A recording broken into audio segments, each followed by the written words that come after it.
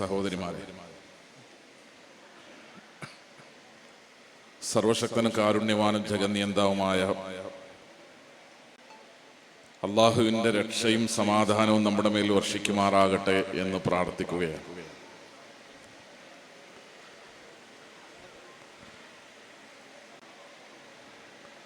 നിങ്ങളൊന്ന് നിർത്തിയിട്ട് വേണം ഞങ്ങൾക്ക് പോകാൻ എന്ന നിങ്ങളുടെ മനസ്സ് വളരെ കൃത്യമായി അറിഞ്ഞുകൊണ്ട് ഏതാനും സമയം നിങ്ങളോട് സംസാരിക്കാം എന്ന് മാത്രമാണ് ഉദ്ദേശിക്കുന്നത്. വളരെ സുദീർഘമായ കുറെ സംസാരങ്ങൾ, വിഷയസംബന്ധമായ പ്രഭാഷണങ്ങൾ ഇവിടെ നടന്നിട്ടുണ്ടാകും എന്ന് ഞാൻ വിശ്വസിക്കുകയാണ്. നമ്മൾ മുജാഹിദ് പ്രസ്ഥാനത്തിലേക്ക് എത്തിപ്പെട്ടതും മുജാഹിദുകളായി ജീവിക്കുന്നതും എത്രത്തോളം വലിയ അനുഗ്രഹവും ഭാഗ്യവുമാണ് എന്ന് നാം ചിന്തിച്ചിട്ടുണ്ടോ എന്ന് എനിക്കറിയില്ല. കേരളത്തിൽ ഒരയിത്തവും കാണാതെ നമ്മൾ നമ്മുടെ തൊട്ടയൽപക്കത്തെ പോലെ കൊണ്ട് നടക്കുന്ന ജമാഅത്തെ ഇസ്ലാമി ഉണ്ട്. കേരളത്തിൽ 2 സമസ്തകളുണ്ട്.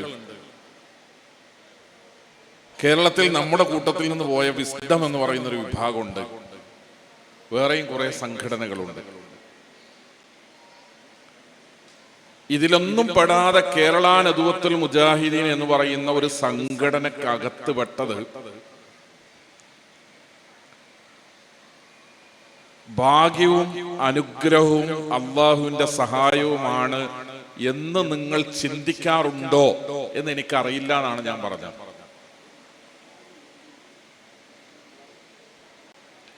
നമ്മൾ ജീവിക്കുന്ന നാട്ടിൽ 10,000-കണക്കിന് ആളുകൾ സമസ്തയോടൊത്ത് ജീവിക്കുമ്പോഴാണ് നമ്മൾ മുജാഹിദുകളായി ജീവിക്കുന്നത്. അനേകം ആളുകൾ നമ്മുടെ കൂട്ടത്തിൽ ഇന്ത്യൻ ജമാഅത്തെ ഇസ്ലാമിയെ പോലെയുള്ള ഒരു സംഘടനയിൽ പ്രവർത്തിക്കുമ്പോഴാണ് നമ്മൾ കേരള നദുവത്തുൽ മുജാഹിദീനായി അതിന്റെ വ്യത്യസ്ത ഘടകങ്ങളിൽ പ്രവർത്തിച്ചു കൊണ്ടിരിക്കുന്നത്. കുറെ ആളുകൾ ജമാഅത്തുകാരാണ്, വേറെ കുറെ ആൾക്കാർ സുന്നികളാണ്, നമ്മൾ മുജാഹിദീങ്ങളാണ് എന്നതല്ലാത്ത ആ രൂപത്തിലുള്ള ഒരു കേവലമായ വ്യത്യാസമല്ലാത്ത എന്ത് വ്യത്യാസമാണ് ഈ സംഘടനകൾ തമ്മിൽ? അത് നമുക്ക് മനസ്സിലാകാത്തിടത്തോളം കാലം, നമുക്ക് അതിനെക്കുറിച്ചുള്ള ഒരു വ്യക്തത കിട്ടാത്തിടത്തോളം കാലം നമ്മുടെ സംഘടനാ പ്രവർത്തനങ്ങളെ ശക്തിപ്പെടുത്താനോ സജീവമാക്കാനോ യൂണിറ്റുകളെ സജീവമാക്കാനോ ശക്തിപ്പെടുത്താനോ ഒന്നും കഴിയൂല. മഹല്ലുകളൊക്കെ ഉണ്ടാവും. വലിയ മഹല്ലാണ്, 500 പേരുണ്ട്, 1000-കണക്കിന് മെമ്പർമാരുണ്ട്. ഞങ്ങളുടെ നാട്ടിൽ എന്തെങ്കിലും ഒരു പ്രൊജക്ട് വെച്ചാൽ ഞങ്ങൾക്ക് പുറത്തേക്ക് കൊടുക്കും പോണ്ട, ഫണ്ടൊക്കെ ഇവിടുന്ന് തന്നെ വരും. അങ്ങനെയൊക്കെ മേന്മയും മഹത്വവും വലിപ്പവും പറയാവുന്ന ഒരുപാട് മഹല്ലുകളും ആളും പാളും അർത്ഥമൊക്കെ നമുക്കുണ്ട്.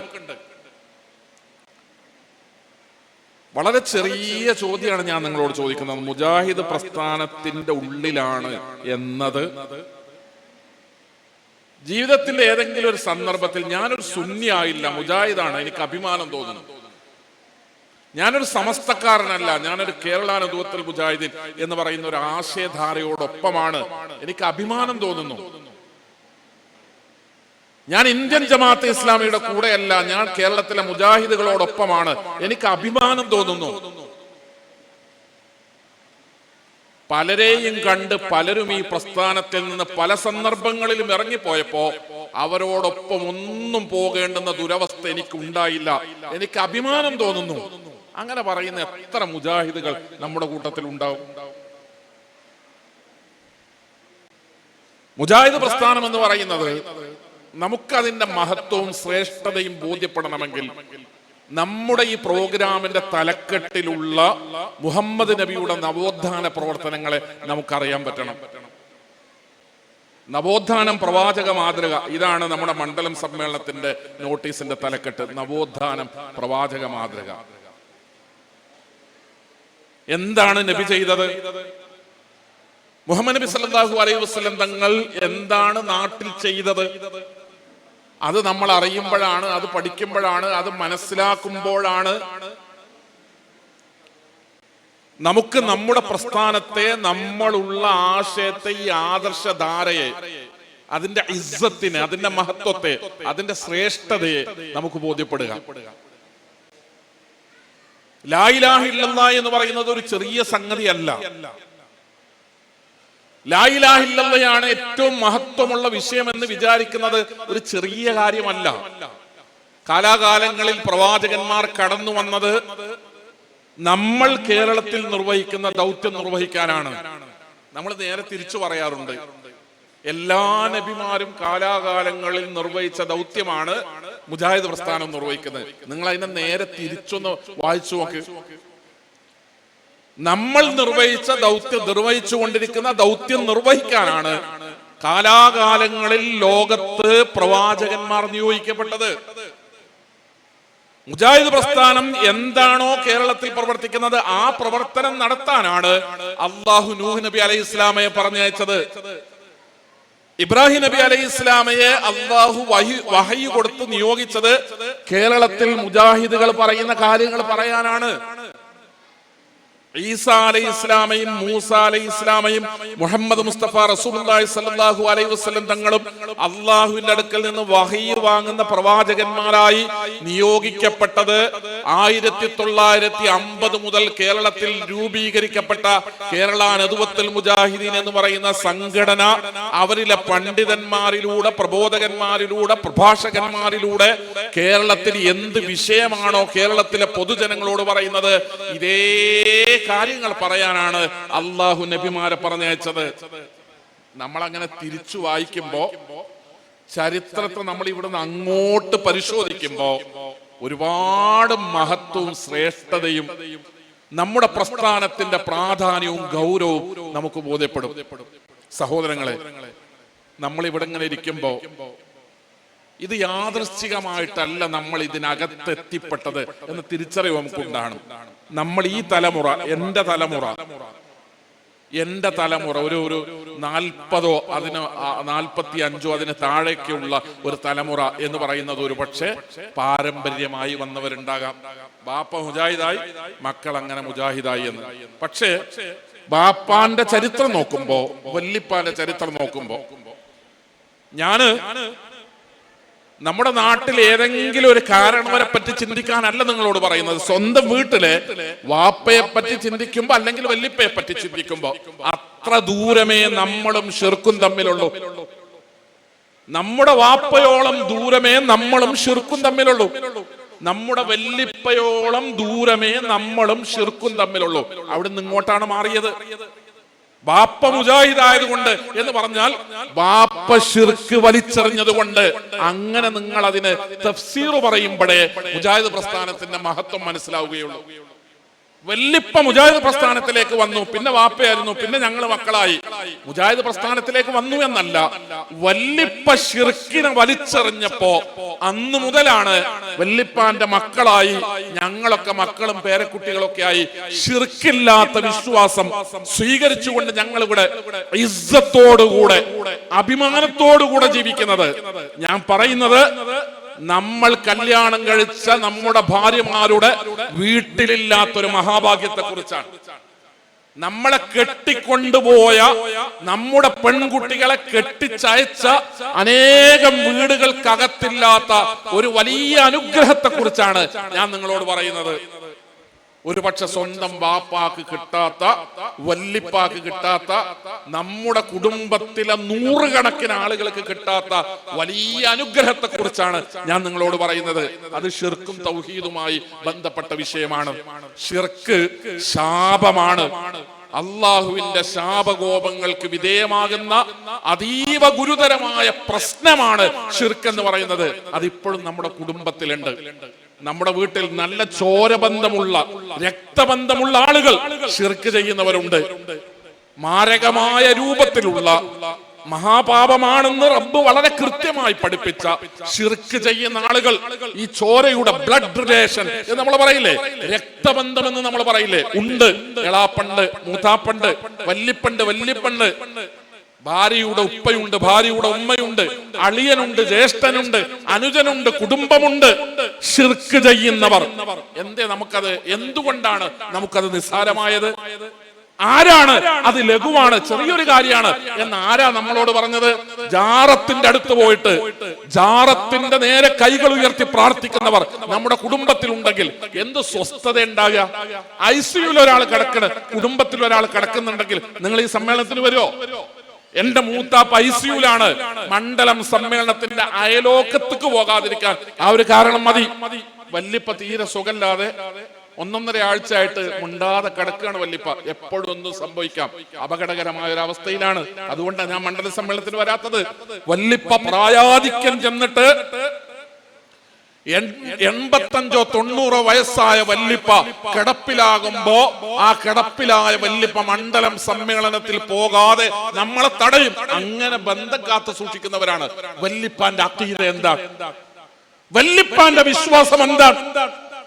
മൂത്താപ്പാന്റെ വിശ്വാസം എന്താണ്? അമ്മായിയുടെ അഖീദ എന്താണ്?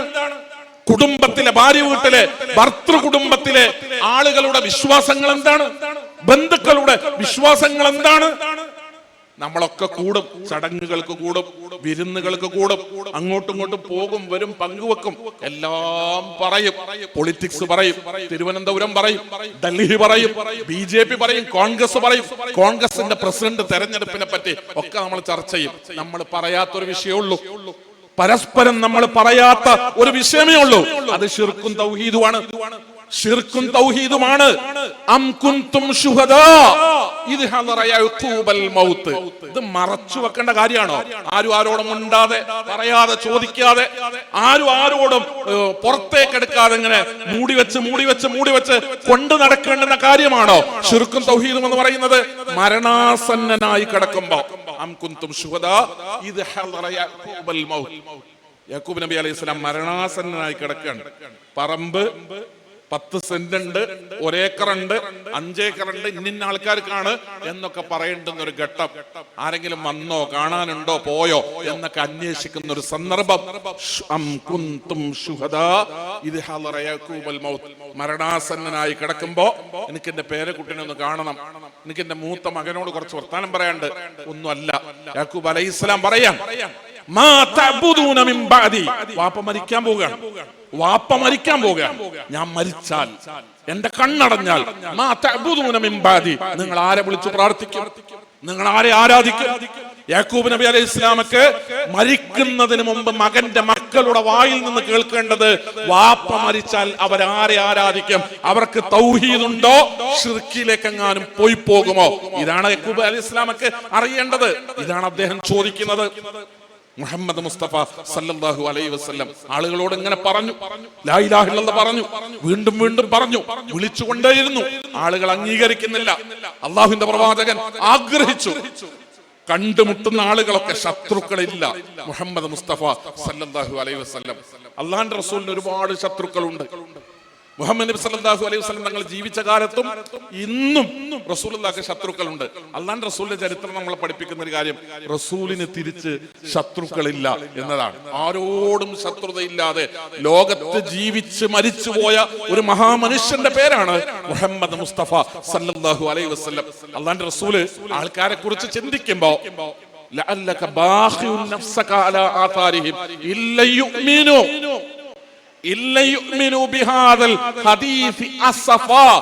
വെള്ളിയാഴ്ച അൽ കഹ്ഫ് സൂറത്ത് ഓതലില്ലേ, അതിന്റെ ആരംഭത്തിലുണ്ട് താങ്കൾ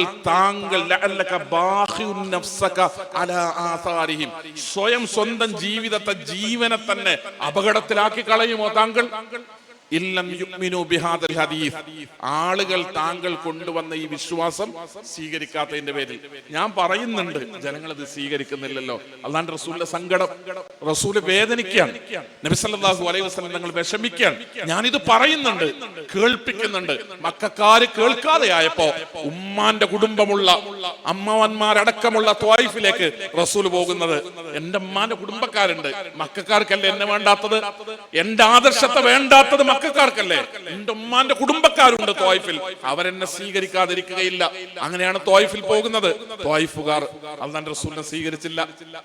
നബി സല്ലല്ലാഹു അലൈഹി വസല്ലം തങ്ങൾക്ക് നല്ല വിരുന്ന് കൊടുത്ത് അവരവിടെ അകത്ത് കയറ്റി ഇരുത്തണ്ട, അല്ലാഹുവിന്റെ റസൂലിനെ ഒന്നും പരിഗണിച്ചില്ല. അള്ളാഹുവിന്റെ പ്രവാചകനെ ആട്ടിയോടിച്ചു. അവർ അങ്ങാടി പിള്ളേരെ വിട്ട് കല്ലെറിഞ്ഞ് ആട്ടിയോടിച്ചു. സങ്കടഭാരത്തോടെ, ദുഃഖഭാരത്തോടെ, കാലിൽ നിന്ന് ചോരയൊലിച്ചുകൊണ്ട് റസൂലുള്ളാഹി സ്വല്ലല്ലാഹു അലൈഹി വസല്ലം ത്വായിഫിന്റെ മലമടക്കുകളിൽ നിന്ന് തിരിച്ചു വരുന്നത് ചരിത്രം വായിക്കുമ്പോ കണ്ണ് നിറഞ്ഞിട്ടല്ലാതെ വായിച്ചു പൂർത്തീകരിക്കാൻ നമുക്ക് കഴിയില്ല. അള്ളാഹുവിന്റെ പ്രവാചകൻ അവരുടെ നന്മക്ക് വേണ്ടി അവരുടെ അടുത്ത് പോയ, അവരുടെ വിശ്വാസം കൃത്യമായി അവർ പരലോകത്ത് റബ്ബിന്റെ അടുക്കൽ വിജയികളായി മാറുന്നതിന് വേണ്ടി അവരുടെ അടുത്തേക്ക് പോയ മുഹമ്മദ് മുസ്തഫ റസൂലുള്ളാഹി സ്വല്ലല്ലാഹു അലൈഹി വസല്ലം അവരുടെ നന്മക്ക് അവർ സ്വീകരിച്ചില്ല. ആട്ടി ഓടിച്ചു വിടുമ്പോ മടങ്ങി വരുമ്പോ അള്ളാഹുവിന്റെ അടുക്കൽ നിന്ന് മലക്ക് വന്ന് ചോദിക്കുന്നുണ്ട്, അള്ളാഹുവിന്റെ റസൂലെ, ത്വായിഫുകാരൻ മലകൾക്കിടയിലാണ് അവൻ താമസിക്കുന്നത്, പർവ്വതങ്ങൾക്കിടയിലാണ് ത്വായിഫുകാർ താമസിക്കപ്പെടുന്നത്. അള്ളാഹുവിന്റെ പ്രവാചകരെ, അവർ നശിപ്പിക്കപ്പെടട്ടെയോ? ഉയർന്നു നിൽക്കുന്ന പർവ്വതങ്ങളുണ്ട്, ത്വായിഫുകാർ അവർ നശിപ്പിക്കപ്പെടട്ടെയോ എന്ന് ചോദിക്കുന്നുണ്ട് മുഹമ്മദ് മുസ്തഫ സല്ലല്ലാഹു അലൈഹി വസല്ലം. അള്ളാഹുവിന്റെ റസൂലിനെ ആട്ടിയോടിച്ചു, അത് സത്യമാണ്. കുടുംബക്കാരാണ്, അവർ ഉപദ്രവിച്ചു, കളിയാക്കി, ചോരയൊലിപ്പിച്ചു, അതെല്ലാം സത്യമാണ്. പക്ഷെ റസൂലുള്ളാഹി സ്വല്ലല്ലാഹു അലൈഹി വസല്ലം തങ്ങൾക്ക് അവരോട് ശത്രുത തോന്നിയില്ല. അള്ളാഹുവിന്റെ റസൂൽ പറഞ്ഞു, ഇല്ല, ഇനി അവരുടെ കൂട്ടത്തിൽ നിന്ന് ഒരു പെണ്ണ് ഗർഭിണിയാകുമ്പോ, അവൾ പ്രസവിക്കുമ്പോ, ആ പറന്ന് വീഴുന്ന കുട്ടിയില്ലേ, ആ കുട്ടി നാളെ തൗഹീദുള്ള, ലാ ഇലാഹ ഇല്ലല്ലാഹുള്ള, പടച്ചവനെ മാത്രം ആരാധിക്കുന്ന ഒരു കുഞ്ഞായി മാറുമെന്ന് ഞാൻ പ്രതീക്ഷിക്കുന്നു. റബ്ബേ, ത്വായിഫുകാർ ശിക്ഷിക്കപ്പെടല്ലേ എന്ന് പറഞ്ഞ മുഹമ്മദ് മുസ്തഫ സല്ലല്ലാഹു അലൈഹി വസല്ലം. സഹോദരങ്ങളെ, നമ്മൾ ഈ ദൗത്യം നിർവഹിക്കണം, ഈ ഉത്തരവാദിത്വം നിർവഹിക്കണം. നമ്മുടെ പ്രായം 50, 60, 80, 90, ഏത് വയസ്സ് പ്രായമാകട്ടെ, ഒരായുഷ്കാലം ജീവിച്ചിട്ട് മരിക്കുന്നതിന് മുമ്പ് ഒരു മനുഷ്യന്, ഒരാൾക്ക്, ഒറ്റയാൾക്ക് ലാ ഇലാഹ ഇല്ലല്ലാഹിലേക്ക് വെളിച്ചം നൽകാനുള്ള മഹാഭാഗ്യം നമുക്കുണ്ടായാൽ, നമ്മുടെ ഒരു വർത്തമാനം കൊണ്ട്, നമ്മുടെ ഒരു സ്കോഡ് കൊണ്ട്, നമ്മൾ കൊടുക്കുന്ന ഒരു ലഘുലേഖ കൊണ്ട്, നമ്മൾ കൈമാറുന്ന ഒരു പ്രഭാഷണത്തിന്റെ ലിങ്ക് കൊണ്ട്, അതാ പ്രഭാഷണം അവർ കേട്ട്, പുസ്തകം അവർ വായിച്ച്, ലഘുലേഖ അവർ നോക്കി, നമ്മുടെ സ്കോഡ് പ്രകാരം അവരൊരു പ്രോഗ്രാമിൽ പങ്കെടുത്ത്, ഏതെങ്കിലും ഒരു കാരണം കൊണ്ട് ഒരു മനുഷ്യനെ, ലക്ഷോപലക്ഷം ആളുകളാണ് നമ്മുടെ പരിസരങ്ങളിൽ ശിർക്കിൽ അകപ്പെട്ട് ജീവിക്കുന്നത്.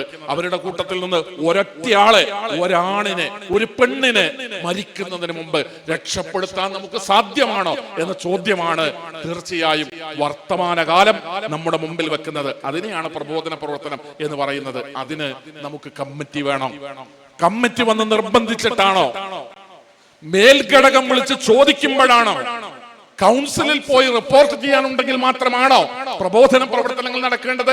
ദഅവാ പ്രവർത്തനങ്ങൾ നടക്കേണ്ടത്? പള്ളിയും മദ്രസയും ഇസ്ലാഹി സെന്ററും സലഫി സെന്ററും എന്നൊക്കെ പറയുന്നത് നമുക്ക് പ്രബോധന പ്രവർത്തനങ്ങൾ നിർവഹിക്കുന്നതിന് വേണ്ടി ഉണ്ടാക്കിയ സംവിധാനങ്ങളാണ്. ആ സംവിധാനങ്ങളിൽ ഇങ്ങനെ കെട്ടിത്തിരിഞ്ഞിട്ട് ചെയ്യേണ്ട പണി മറന്നു പോകുന്ന ഒരു ഗതികേട്, ദുരന്തം നമുക്ക് സംഭവിക്കരുത്. നിങ്ങളുടെ മഹല്ലിൽ എന്താ നടക്കുന്നത്? വലിയ പള്ളിയുണ്ട്, ഇരുനില കെട്ടിടമുള്ള നല്ല മദ്രസ ഉണ്ട്, 12 അധ്യാപകരുണ്ട്, അവർക്ക് ശമ്പളം കൊടുക്കുന്നുണ്ട്, നല്ലൊരു ഉസ്താദ് വരുന്നുണ്ട്, വെള്ളിയാഴ്ച നല്ല ഖുതുബ നടക്കുന്നുണ്ട്, താഴത്തെ നിലയും മുകളത്തെ നിലയും ഒക്കെ ഫുള്ളാണ് ഞങ്ങളുടെ പള്ളി. അതിനുവേണ്ടിയല്ല പ്രസ്ഥാനമുണ്ടായത്. അത് അതിന്റെ ബൈ പ്രൊഡക്റ്റ് ആണ്. പള്ളി ഉണ്ടായതും, പള്ളിയിൽ ആളുണ്ടായതും, നിസ്കാരം നടക്കുന്നതും, ഖുതുബ നടക്കുന്നതും, മദ്രസ ഉണ്ടായതും, മതം പഠിക്കുന്നതും നമ്മുടെ പ്രവർത്തനങ്ങളുടെ ബൈ പ്രൊഡക്റ്റ് ആണ്.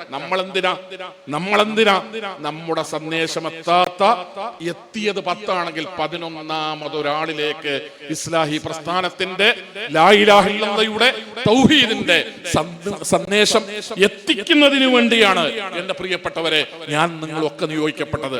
ആ പ്രവർത്തനങ്ങൾ ഉണ്ടാകട്ടെ. അതിന് ഈ സമ്മേളനം നിങ്ങൾക്കൊരു വലിയ പ്രചോദനമാകട്ടെ. വാഖിറു ദഅവാനാ അൽഹംദുലില്ലാഹി റബ്ബിൽ ആലമീൻ.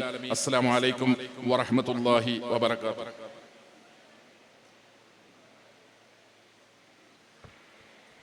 ഈ പരിപാടിയുടെ